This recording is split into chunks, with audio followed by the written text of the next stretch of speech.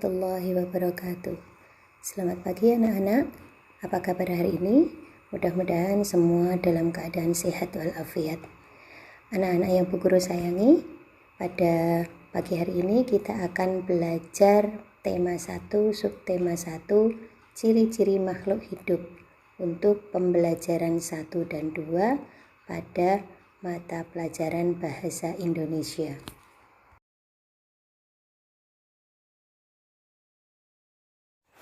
Kali ini kita akan belajar Bahasa Indonesia 3.4, mencermati kosakata dalam teks tentang konsep ciri-ciri kebutuhan makanan dan tempat hidup, pertumbuhan dan perkembangan makhluk hidup yang ada di lingkungan setempat yang disajikan dalam bentuk lisan, tulis, visual, dan atau eksplorasi lingkungan.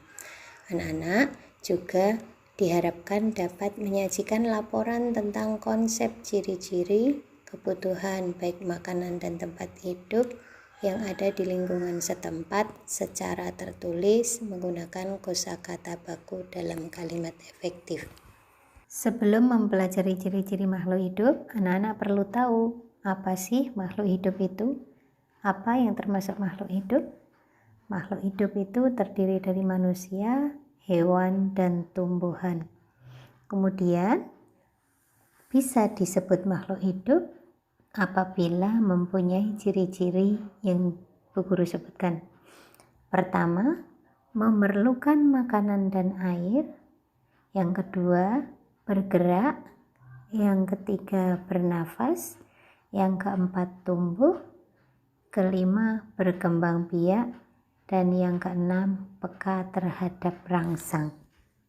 Anak-anak, perlu kalian ketahui bahwa semua makhluk hidup itu memerlukan makanan dan air.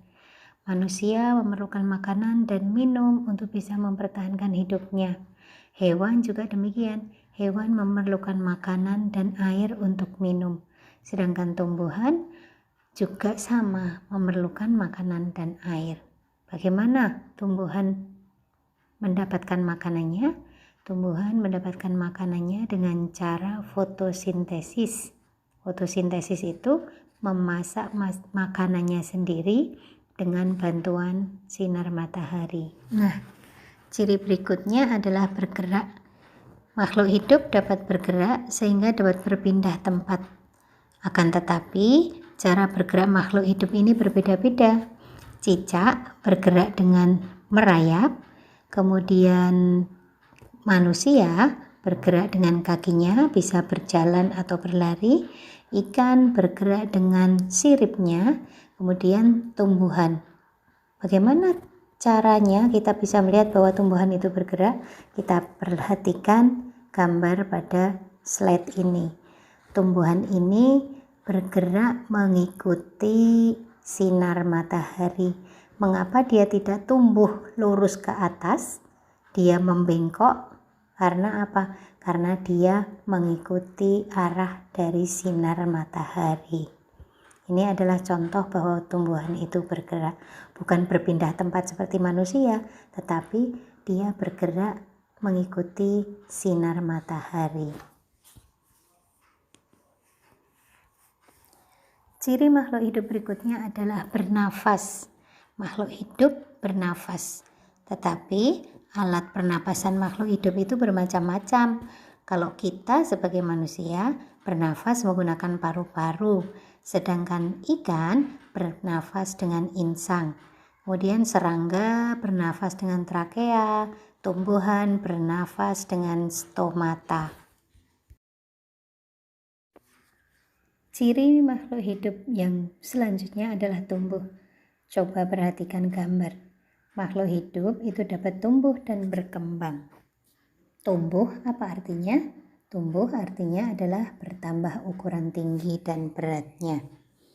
Manusia ketika bayi tubuhnya kecil, kemudian berangsur-angsur tumbuh menjadi besar. Seperti kalian, dulu kalian kecil tapi lama-kelamaan semakin hari semakin besar. Begitupun dengan hewan dan tumbuhan. Ayam misalnya. Ayam berasal dari telur, kemudian telur menetas menjadi anak ayam. Anak ayam berkembang menjadi ayam yang agak besar, kemudian menjadi ayam dewasa. Kemudian kecambah. Kecambah itu berasal dari biji, kemudian dia akan muncul akarnya. Setelah akar muncul, kemudian akan tumbuh daun, kemudian lebih besar lagi dan daunnya semakin besar. Ini adalah contoh bahwa makhluk hidup itu mengalami pertumbuhan.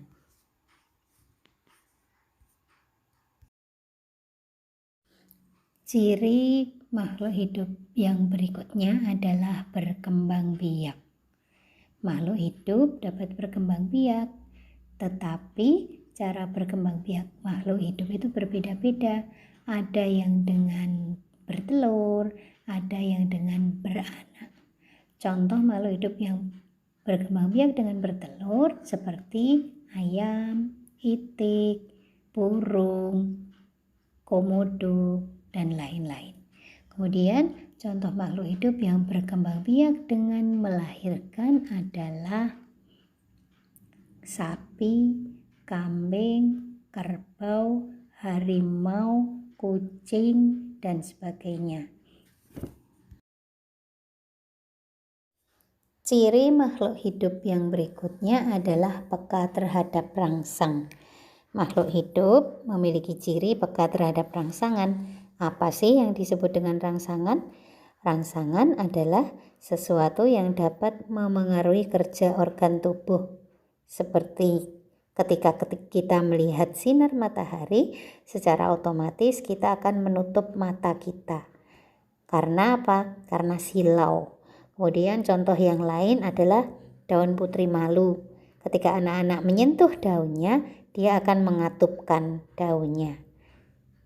Kemudian contoh berikutnya adalah buah pada pohon pacar Cina. Ketika kita sentuh, maka buah pada pacar Cina itu akan meletus. Dan contoh berikutnya adalah hewan kaki seribu. Hewan kaki seribu itu dia akan cepat menggulungkan badannya ketika ada rangsangan dari luar, misalnya kita sentuh atau terkena sesuatu yang mengenai badan dia. Nah, sekarang kita masuk kepada kuis atau pertanyaan. Setelah anak-anak menyimak penjelasan Bu Guru tadi, coba sekarang jawab pertanyaan dari Bu Guru. Yang pertama, tulis kembali ciri-ciri makhluk hidup. Kemudian yang kedua, mengapa makhluk hidup berkembang biak?